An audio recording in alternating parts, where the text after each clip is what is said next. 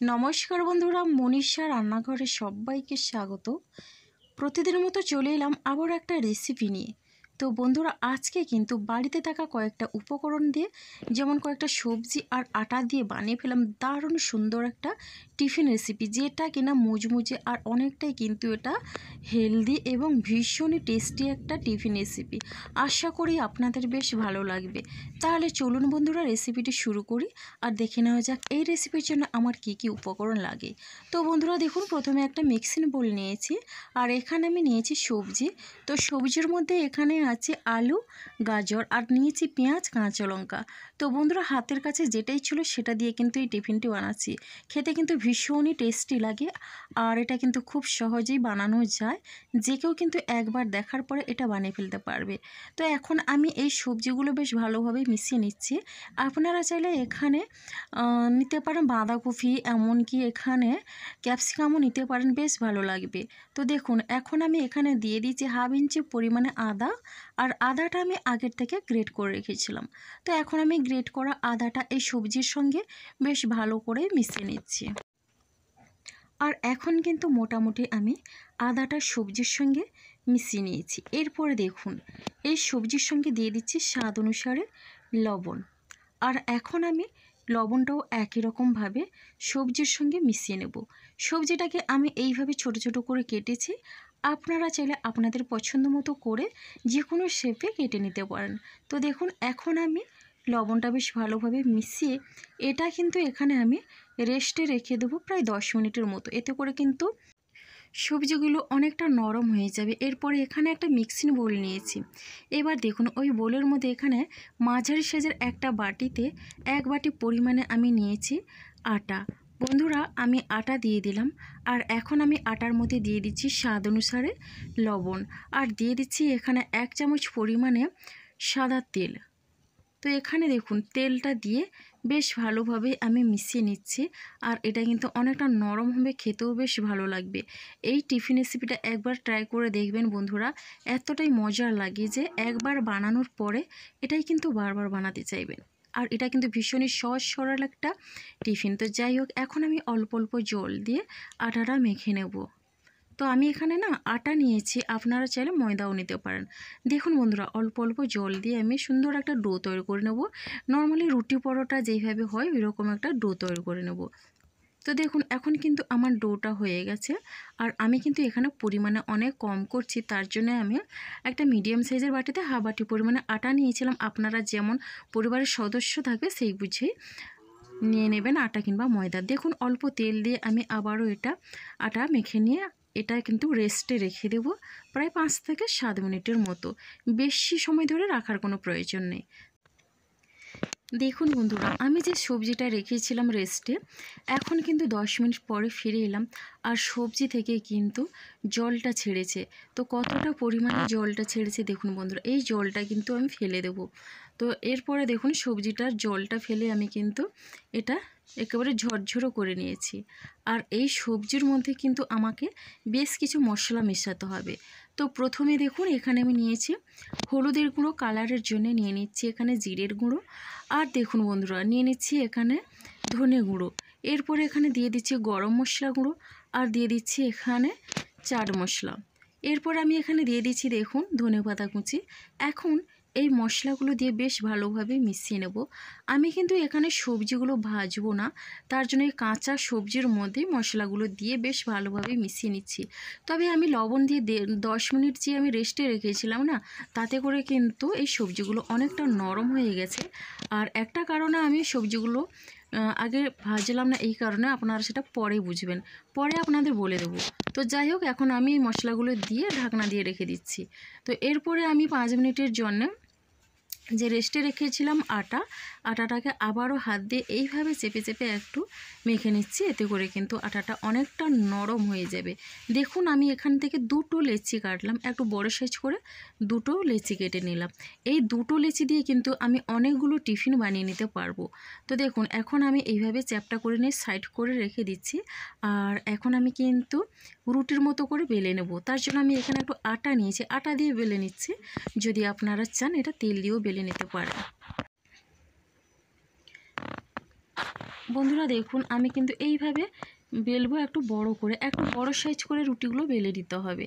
তো বড় করে বেললে কিন্তু আমার এখান থেকে অনেকগুলো টিফিন তৈরি হবে। আর এই টিফিনগুলো কিন্তু বাচ্চাদের টিফিন বক্সে দিলে বাচ্চারা কিন্তু অনেক তৃপ্তি করে খাবে। তো দেখুন মোটামুটি এটা বেলা হয়ে গেছে, এইরকম বড় শেপে আমি বেলে নিয়েছি। এরপরে দেখুন যে সবজিগুলো রেখেছিলাম ওই সবজিগুলো কিন্তু আমি দিয়ে দিচ্ছি। রুটিটার চারিদিকে বেশ ভালোভাবে দিয়ে দিতে হবে, তবে সাইডগুলোতে একটু জায়গা রেখে কিন্তু সবজিগুলো দিতে হবে। তো এই টিফিনগুলো পেলে বাচ্চারা কিন্তু অনায়াসে টিফিন বক্স খালি করে দেবে। অনেক সময় বাচ্চারা একেবারে সবজি খেতে চায় না, তো সবজির সঙ্গে রুটি এইভাবে দিয়ে যদি একটা টিফিন বানিয়ে দেওয়া যায় বাচ্চারা কিন্তু ভীষণই তৃপ্তি করে খাবে। এবার দেখুন এইভাবে করে আমি ভাঁজ করে নিচ্ছি। আর এখন আমি দেখুন এই যে সাইডগুলো কিছু বাকি আছে সবজিগুলো দিয়ে এইখানে হাতে করে একটু জল নিয়ে এইভাবে দিয়ে দিচ্ছি। এতে করে যখন আমি পরে আবার ভাঁজ দেব খুব সহজেই কিন্তু এটা শেড হয়ে যাবে।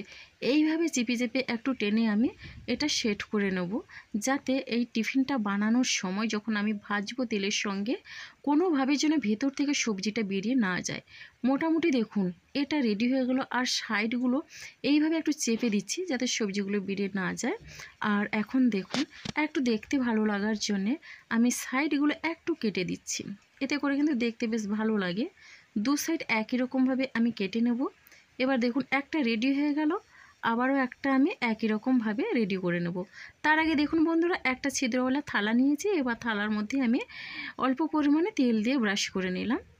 এতে করে কিন্তু আমি যে আটার এই টিফিনটা বানালাম এটা কিন্তু যখন তৈরি হয়ে যাবে কোনো রকমে এটা লেগে থাকবে না থালার মধ্যে, খুব সহজে কিন্তু তোলা যাবে। দেখুন বন্ধুরা আবারও একই রকমভাবে একটা রুটি তৈরি করে নিয়ে রুটির মধ্যে দিয়ে দিলাম সবজিগুলো। এবার সবজিগুলো এইভাবে চারিদিকে বেশ ভালোভাবে আমি ছড়িয়ে দিচ্ছি। তো একই রকমভাবে এটাও তৈরি করে নেব। বন্ধুরা যখন রুটি পরোটা খেতে ইচ্ছে করে না এইভাবে এই আটা আর সবজি দিয়ে বানিয়ে খাবেন, দেখবেন বেশ ভালো লাগবে। আর এটা খাওয়ার জন্য কিন্তু কোনো রকমের কোনো তরকারির প্রয়োজন হবে না। মোটামুটি দেখুন দুটো কিন্তু আমার রেডি হয়ে গেছে। আর এখন আমি আগের থেকে গ্যাসে একটা কড়াই বসিয়ে জল গরম করতে বসিয়ে দিয়েছিলাম। এবার ওই থালাটা আমি বসিয়ে দিলাম ওই গরম জলের কড়াইয়ের মধ্যে। এখন আমি ঢাকনা দিয়ে এটা আমি 8 মিনিটের মতো রান্না করে নেব, এটা কিন্তু বেশি সময় লাগবে না। দেখুন বন্ধুরা এইদিকে এই টিফিনগুলো বানানোর জন্য একটা ঘোল তৈরি করে নেব। তার জন্য এখানে আমি দিয়ে দিচ্ছি ময়দা। তো এখানে দু চামচ পরিমাণে আমি ময়দা দিলাম। এবার আমি এখানে দিয়ে দিচ্ছি খুবই অল্প পরিমাণে গোটা সাদা জিরে, আর দিয়ে দিচ্ছি খুবই অল্প পরিমাণে লবণ। আর এখন আমি জিরে আর লবণটা ময়দার সঙ্গে বেশ ভালোভাবে কিন্তু মিশিয়ে নিচ্ছি। বন্ধুরা রেসিপিটি ভালো লাগলে লাইক শেয়ার কমেন্ট এবং নতুন বন্ধুরা সাবস্ক্রাইব করে আমার পাশে থাকবেন। তো এখনও যারা আমার চ্যানেলটিকে সাবস্ক্রাইব করেননি প্লিজ সাবস্ক্রাইব করে পাশে থাকা বেল আইকনটি প্রেস করে নোটিফিকেশন অল করে দেবেন, তাহলে কিন্তু সবার আগে আপনারা আমার নোটিফিকেশান পেয়ে যাবেন। দেখুন বন্ধুরা অল্প অল্প জল দিয়ে কিন্তু আমি এই ময়দাটা একেবারে সুন্দর একটা ব্যাটার তৈরি করে নেব। এইভাবে করে কিন্তু মিশিয়ে নিতে হবে। আর পরিমাণটা খুবই কম, যেহেতু আমার টিফিনের পরিমাণটাও কম। দেখুন মোটামুটি কিন্তু এখানে এই ময়দার ঘোল বা ব্যাটারটা রেডি হয়ে গেছে। আর ঘনত্বটা কিন্তু এইভাবেই রাখতে হয়েছে। তো এই রকম ঘনত্ব রেখে আমি টিফিনটা বানিয়ে নেব। এরপরে দেখুন বন্ধুরা আমি যে টিফিনটা কড়াইয়ে দিয়েছিলাম সেদ্ধ করার জন্য সেটা কিন্তু আমার হয়ে গেছে, দেখেই বুঝতে পারছেন। আর এখন আমি এটা নামিয়ে ঠান্ডা করে নেব। তো দেখুন মোটামুটি কিন্তু এখানে এই টিফিনগুলো ঠান্ডা করে নিয়ে তুলে নিয়েছি। আর এখন আমি কেটে নিচ্ছি। তো আমার দুটো থেকেই কিন্তু 4টে টিফিন হয়েছে। আমি কিন্তু এখানে সবজিগুলো সেদ্ধ করিনি, এই কারণে এটা যখন আমি সেদ্ধ করতে দিয়েছিলাম ভেতরে কিন্তু সবজিগুলো সেদ্ধ হয়ে গেছে। আপনারা চাইলে এই টিফিনগুলোকে ছোট ছোট করে কেটে সসের সঙ্গেও খেতে পারেন, বেশ ভালো লাগবে। এইভাবে করে খাওয়াও যাবে, বেশ ভালো লাগে। তবে আমি এটা আর একটু স্পাইসি করার জন্য আর একটু টেস্টি করার জন্যে আমি কিন্তু তেল দিয়ে একটু ভেজে নেব। মোটামুটি দেখুন আমার এখানে কিন্তু 2 থেকে 4টে হয়েছে, মানে 4 পিস করে নিয়েছি।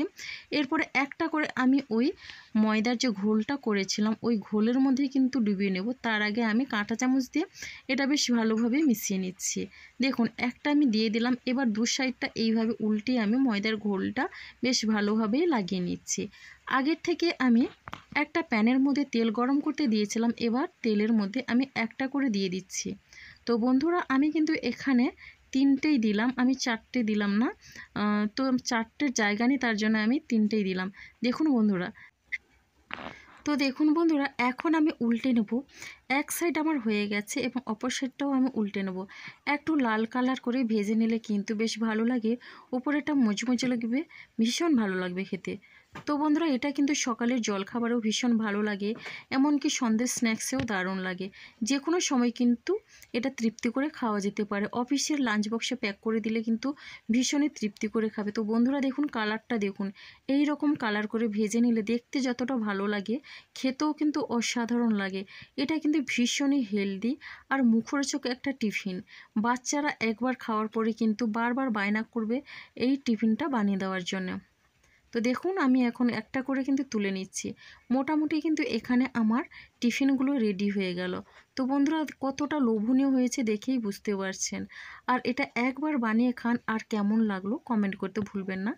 আপনাদের একটা মিষ্টি কমেন্ট কিন্তু আমাকে অনেকটা উৎসাহ দেয় নতুন নতুন রেসিপি বানানোর জন্য। দেখুন বন্ধুরা, কতটা লোভনীয় হয়েছে। একটা খেলে কিন্তু অনেকক্ষণ ধরে এটা পেট ভর্তি থাকবে। বন্ধুরা, আমার চ্যানেলে কিন্তু অনেক রকমের হেলদি এবং টেস্টি টিফিন রেসিপি দেওয়া আছে, আপনারা চাইলে কিন্তু দেখে আসতে পারেন, যেটা কিন্তু বাচ্চা বড় সবারই ভীষণ ভালো লাগবে। তো বন্ধুরা, এই টিফিনগুলো কিন্তু ভেতরে সবজির পুরে একেবারে ঠাসা, আর দেখতে কতটা লোভনীয় হয়েছে দেখেই বুঝতে পারছেন। তো আজকের রেসিপিটা আমার এই পর্যন্ত, আর আগামীকাল আসবো আবারও একটা নতুন রেসিপি নিয়ে। আপনারা সবাই সুস্থ থাকুন, ভালো থাকুন, অসংখ্য ধন্যবাদ আর অনেক অনেক ভালোবাসা রইল।